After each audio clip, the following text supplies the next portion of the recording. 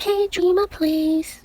Hi guys, welcome back to my channel. So today we are going to talk about the offline field expedition feature. I'm sure many of you have had lots of questions about how it works, but in the midst of making this video, there was a sudden change and announcement made, which we will talk about later. Okay, I'll just talk about some of the things that will not be changing, and hopefully this will give you guys a brief overview of this feature. So firstly, this feature is going to be completely offline. But it doesn't mean you cannot farm field exploration online, okay? You can still do the manual runs, which actually is much more beneficial in terms of the loot drop, in terms of the resources you are getting. And now that the cost has reduced, okay, the only sacrifice you need to make is your device. You need to leave your device on field exploration for an extended period of time, okay? Because field exploration runs are also much longer, whereby you need to kill 100 mobs. About the offline feature, you will need to activate auto salvage, which we will talk about later because there is going to be some changes made. Currently it costs 950 rubies, okay, for 14 days of auto salvaging. Once you have activated that, you need to do one round, okay, go into any map that you wish, any difficulty, do one round, one complete round manually. Okay, if it is a regular map, you need to kill 100 mobs. If it is a greater map, you need to kill the bosses. Okay, make sure you complete one entire round. Okay, I can't stress that enough. And then you can leave. Okay, don't go into a map and leave immediately because you're not gonna lock onto that particular map. And then your field exploration feature is gonna just go to some random map, okay, or the first map in that particular area. So always do one manual round to lock on to the map that you want. And then another thing, many people are asking me, can you die? You cannot die in field exploration offline. Okay, so it is basically going to be the AI just running things for you. It's just gonna loop the round and give you the rewards. You cannot die, so don't worry about that. The fourth thing is you can be offline for 8 hours, so you can go to sleep, you may be busy, you may be flying off somewhere, you know, right now you can all travel. Yeah, you can be flying off somewhere, have no internet access. Field exploration will give you the rewards while you're away, so that's a good thing, of course. Okay, it's completely suited for players who do not have the luxury of time to be able to run the game online and still get the rewards they need. And for number 5, you will only be able to obtain the quest completion rewards, which means, you know, usually when you fight the monsters in field exploration, they tend to drop certain things for you. You will not be getting those. You'll only be getting the rewards per run, okay, per completed run, which goes back to what I said earlier, that online field exploration is much more beneficial if you can afford the time and the device, okay, for that to happen.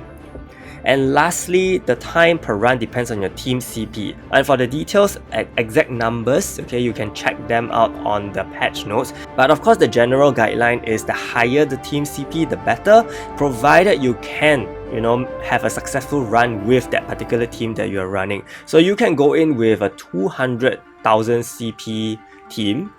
Just make sure you can clear the manual run and log on onto the map, and then you can get out. Okay, if you have issues with a proper team, then maybe you need to relook at the heroes that you're using. Okay, make sure you give them the best gear, try to bump your CP as high as possible so that your offline field exploration runs will be the fastest possible. Okay, but the problem with this offline field exploration right now that many players have is that the loots are so bad. Let's take a look at this. So I've also gathered information from many friends, okay, and I've shared some of them in this video. This is from my friend Jordan. His loot from the very hard maps after 7 hours is just a whole patch of green. Okay, it's really bad and very disappointing to see. You don't even get many dungeon tickets, which is the most disappointing thing, because, you know, if we do field exploration before, we did get quite a decent number of dungeon tickets, which can actually let us progress efficiently, but now it is very difficult.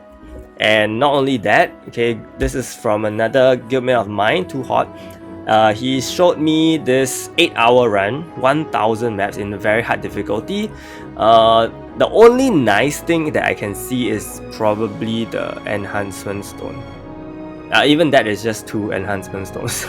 And really the rest are just really bad. So farming in very hard difficulty, to be honest, I won't recommend it right now until, we'll talk about the changes they'll be making later, but at least at this point, it is not looking very good.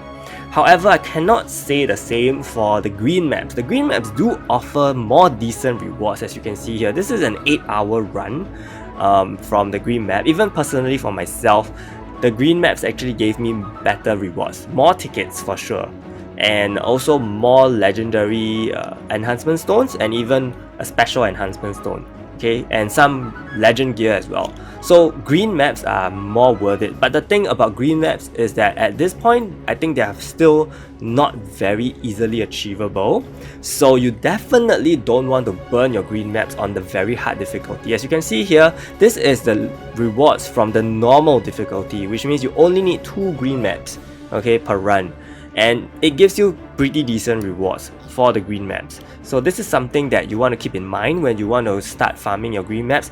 Maybe don't spend your green maps on the higher difficulties because it just costs a lot. In fact, it's more than before. In the past, we only needed to spend 3 green maps per run, but at this point you can spend up to 3 or 4, right? When you can actually get these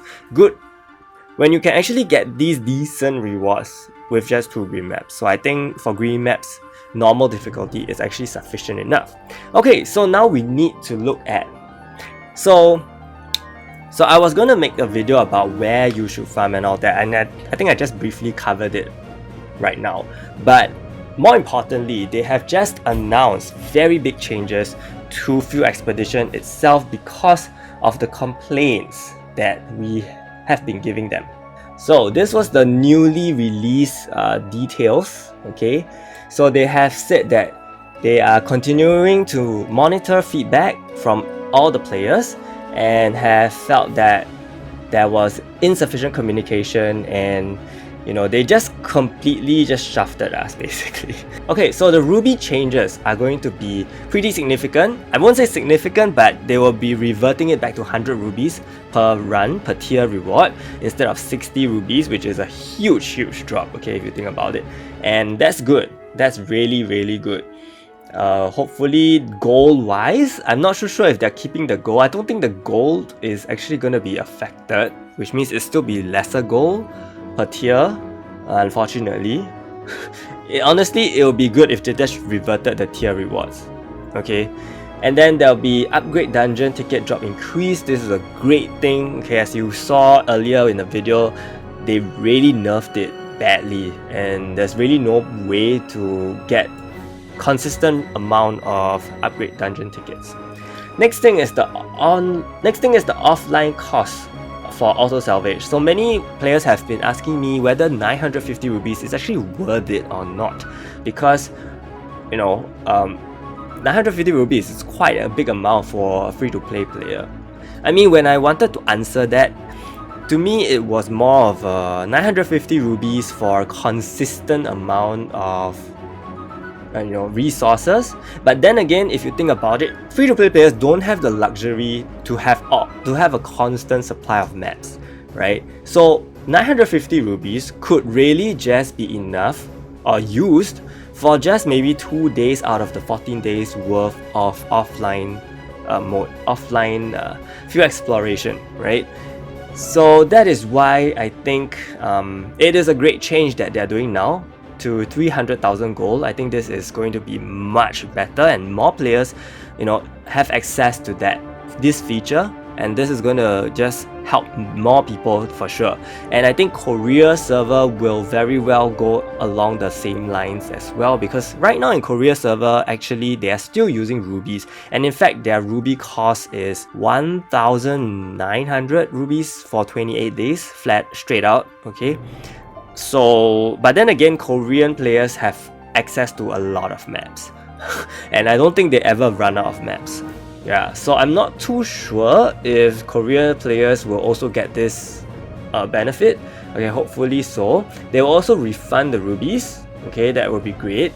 And oh yeah, I forgot to mention that they also top up the rubies that we have not gotten. Okay, this 60 to 100 change, due to the 60 to 100 change.